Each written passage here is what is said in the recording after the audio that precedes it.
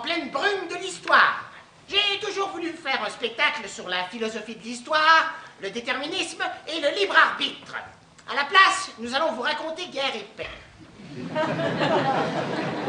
Donc je ne pourrai pas vous raconter tout le roman, aussi bien vous résumer d'abord toute l'histoire en 2 minutes, pour ensuite vous raconter ce que nous avons choisi de vous raconter. Guerre et paix, en 2 minutes. Russie, 1805. L'histoire commence par une célébration, une fête, une réception chez Anna Pavlovna. Tout le monde parle de la guerre contre Napoléon. Pierre Bezukhov revient de France, où il a terminé ses études. J'ai encore échappé. Il admire Napoléon.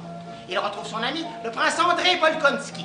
Pierre est invité chez Kouragine. Plusieurs jeunes gens fêtent. Pierre et Kouragine attachent un policier sur le dos d'un ours et les jettent dans une rivière.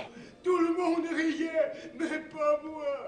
Le père de Pierre meurt. Pierre ne pleure pas comme il le devrait, mais il hérite de toute sa fortune. Pierre se marie avec Hélène, une femme charmante qui fait de l'œil à tous les hommes.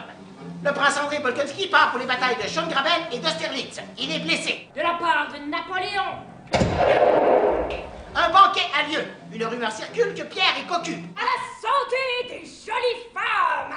Un duel a lieu entre Pierre, qui ne sait pas se servir d'un pistolet, et Dolokhov, l'amant soupçonné de sa femme. Je pense sincèrement que cette affaire ne mérite pas que l'on verse du sang. Lise, la femme d'André, meurt en accouchant d'un garçon. André, que tout le monde croyait mort, revient. Il confie son chagrin à un arbre. Des années passent. Tu es belle, Natacha. Tu es à présent une grande fille de 16 ans, c'est ton premier bal, et Boris... Mais non, maman, je n'épouserai pas Boris. Un bal a lieu. André et Natacha se rencontrent. André veut se marier avec Natacha. Cher André, quelque chose de très important se passe entre vous deux. Je le vois bien. Je veux l'épouser. Je suis trop vieux pour elle. Non! Ça se voit bien qu'elle t'aime. Le père d'André, qui trouve cette idée farfelue, impose un délai d'1 an. Natacha trouve cela insupportable. À l'opéra, elle est courtisée par Kouragine, qui lui propose de s'enfuir avec lui. Natacha est interceptée par Pierre, qui lui annonce que Kouragine est déjà marié. Natacha veut se suicider. Pierre l'en empêche. André repart pour la guerre. C'est la célèbre campagne de 1812. Pierre veut voir la guerre de près. Il se promène avec son cheval dans la bataille de Borodino. Dégage!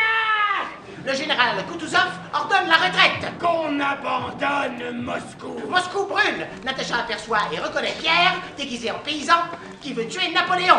Pierre lui avoue son amour. Je vous ai toujours aimé. Natacha s'occupe des blessés et soigne André qui meurt dans ses bras. Pierre est fait prisonnier. Il a un pistolet, lieutenant. Il rencontre un drôle de soldat du nom de Platon Karataïev. Napoléon ordonne qu'on quitte Moscou en flammes. Tout le monde gèle.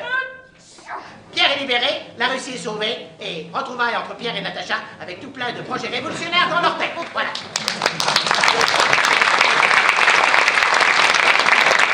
Des questions? Des questions?